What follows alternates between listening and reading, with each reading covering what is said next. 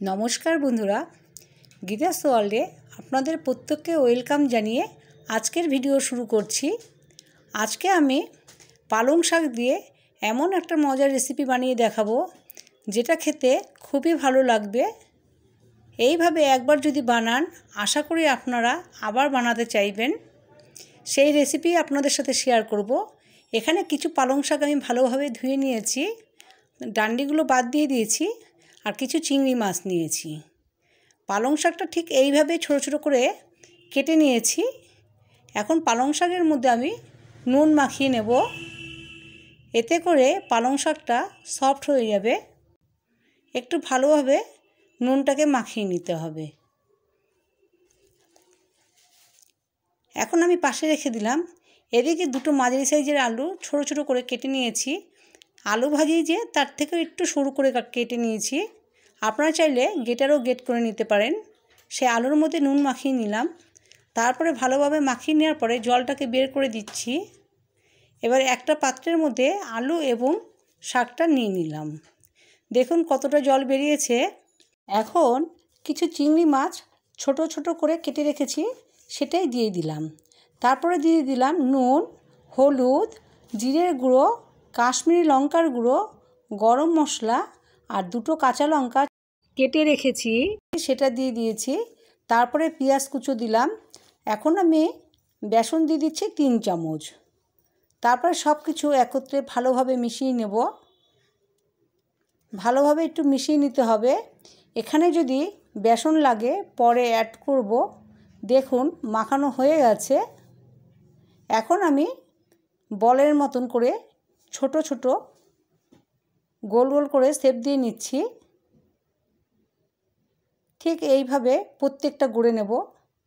দেখুন গড়া হয়ে গেছে। এখন কড়াইতে আমি 50 গ্রাম তেল দিয়ে দিয়েছি, তার মধ্যে কিছুটা নুন দিয়েছি। এতে করে কোপ্তাগুলো লেগে যাবে না। এখন আমি ভালোভাবে উল্টে পাল্টে কোপ্তাগুলো ভেজে নেব।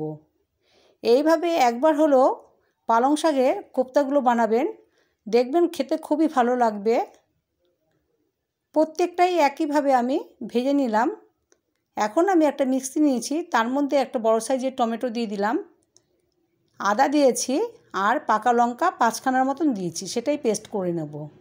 এদিকে কড়াইতে যে তেলটা ছিল তার মধ্যে আমি সাদা জিরা দিয়েছি, একটা তেজপাতা দিয়েছি আর অর্ধেক পেঁয়াজ কুচো করে রেখেছিলাম, সেটাই দিয়ে দিলাম।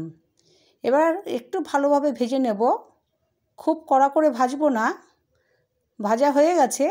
তার মধ্যে আমি দিয়ে দিলাম সামান্য সাদা জিরে গুঁড়ো, কাশ্মীরি লঙ্কার গুঁড়ো, হলুদ গুঁড়ো, সব কিছু দেওয়ার পরে একটু ভালোভাবে মিশিয়ে নেব। তারপরে 1 মিনিটের মতন ভেজে নিয়েছি। এখন টমেটোর যে পেস্টটা বানিয়ে রেখেছিলাম সেটা দিয়ে দিলাম, দিয়ে 1 মিনিটের মতন আবার সেটাকেও ভালোভাবে কষিয়ে নিলাম। এরপরে এখানে আমি 100 গ্রাম টক দই ফেটিয়ে রেখেছিলাম, সেটা দিলাম, দিয়ে ভালোভাবে মিশিয়ে নিয়েছি। এখন আমি হাফ চামচ নুন দিলাম আর 1 চামচ চিনি দিলাম। এবার সব কিছুই ভালোভাবে একটু কষিয়ে নিতে হবে।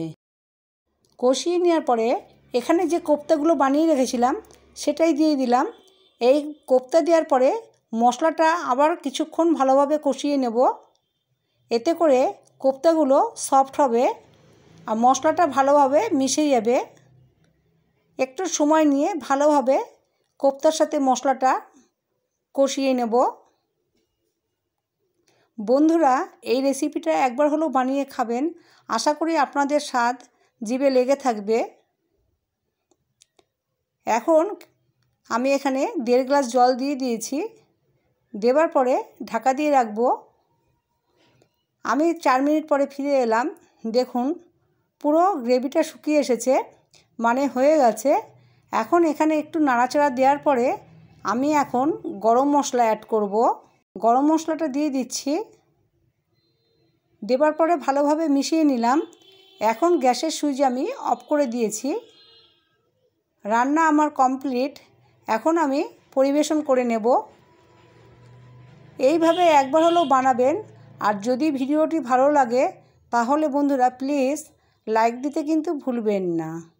আর যে সকল বন্ধুরা এখনও সাবস্ক্রাইব করেননি তাদের কাছে রিকোয়েস্ট রইল আপনারা আমাকে সাবস্ক্রাইব করে দেবেন। এবার একটা কোপ্তা আপনাদেরকে দেখিয়ে দিচ্ছি। দেখুন দেখতে কতটা লোভনীয় হয়েছে, খেতে কিন্তু অসাধারণ লাগবে। আজ এই অবধি, আবার নতুন ভিডিও নিয়ে দেখা হবে।